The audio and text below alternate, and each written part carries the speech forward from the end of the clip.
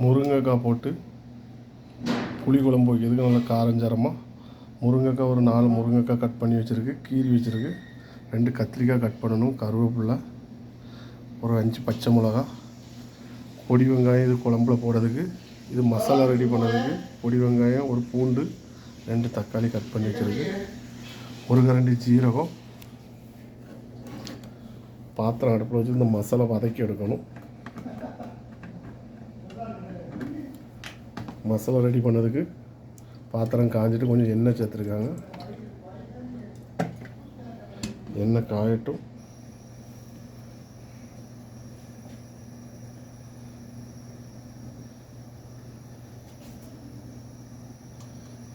வெங்காயத்தை சேர்த்துருக்காங்க, வெங்காயம் போட்டு சேர்த்துருக்காங்க.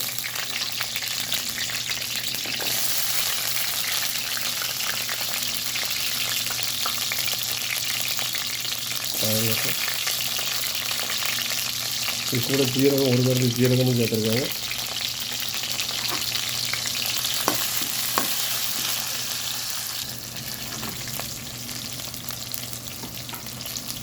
ரெண்டு கருவேப்பிலை சேர்த்துருக்காங்க. அது கூட தக்காளி சேர்த்து வதக்குங்க.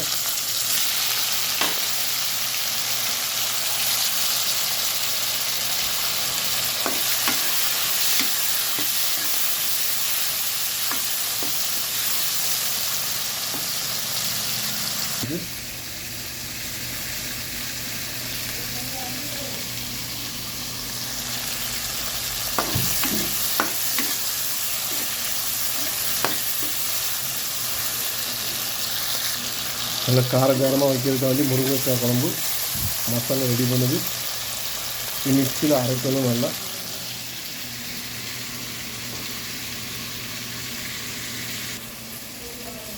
மல்லிப்பொடி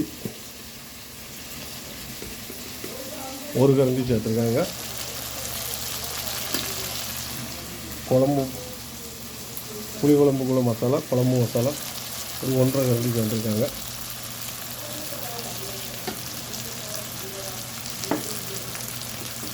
மஞ்சள் பொடி சிறிதளவு,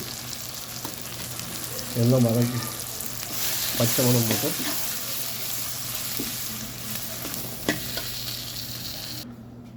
மசாலா ஆறட்டும்.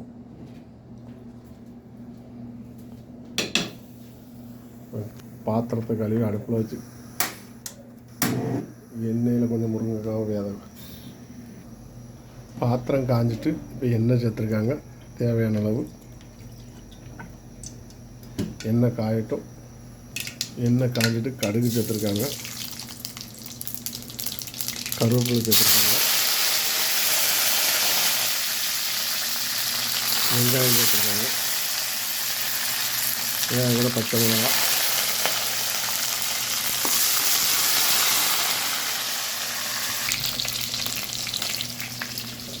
கட் பண்ணி வச்சுருக்க கத்திரிக்காய், முருங்கைக்காய் சேர்த்துருக்காங்க.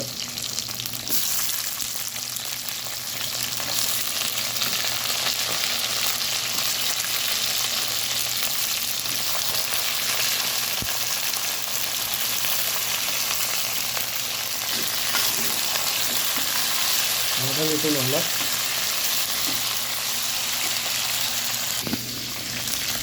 கல் உப்பு சேர்த்துருக்காங்க.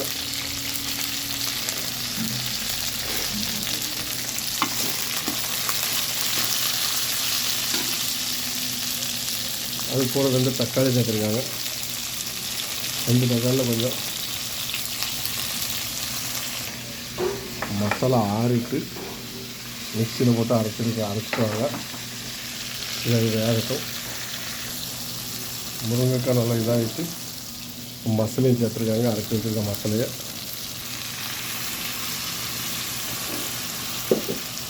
தண்ணி ஊற்றி அரைச்சிருக்காங்க.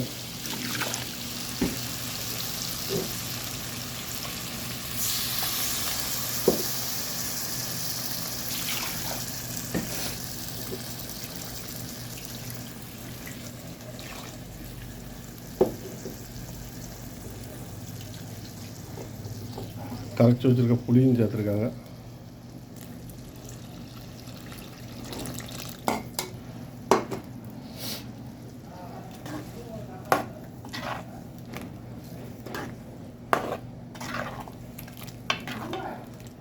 தேவையான அளவு தண்ணி சேர்த்துருக்காங்க. இப்போ புளியை கரைச்சி ஊற்றணும்.